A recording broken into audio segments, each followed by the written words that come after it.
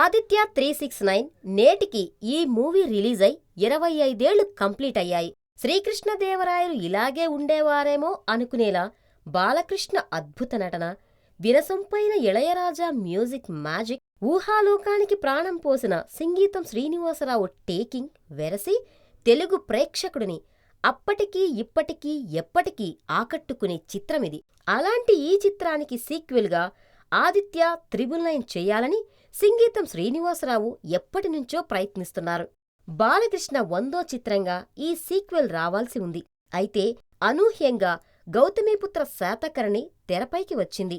దీంతో ఈ ప్రాజెక్టును పక్కన పెట్టాడు బాలయ్య. అయితే అంతటితో సీక్వెల్ చేయడం ఆగిపోలేదంటున్నారు సంగీతం. తాజాగా ఈ మూవీ 25 ఏళ్లు పూర్తి చేసుకున్న సందర్భంగా ఆయన సీక్వెల్ పై మరోసారి క్లారిటీ ఇచ్చారు. బాలయ్య ఎప్పుడు అంటే అప్పుడు సీక్వెల్ మొదలుపెట్టేందుకు స్టోరీ బోర్డుతో సహా అంతా రెడీగా ఉందని అన్నారాయన. బాలయ్య కొడుకు మోక్షజ్ఞ ఎంట్రీ కోసం కూడా ఓ పాత్ర రూపొందించిన మాట వాస్తవమేనని తెలిపారు. ఇంతవరకు బాగానే ఉన్న గౌతమీపుత్ర శాతకర్ణి తరువాత బాలయ్య, కృష్ణవంశీ డైరెక్షన్లోనే మూవీ చేసే ఛాన్స్ ఉంది.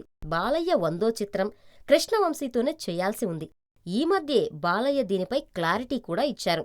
దీంతో ఇప్పట్లో ఆదిత్య 369 సీక్వెల్ కి ముహూర్తం కుదిరేలా కనబడడం లేదు.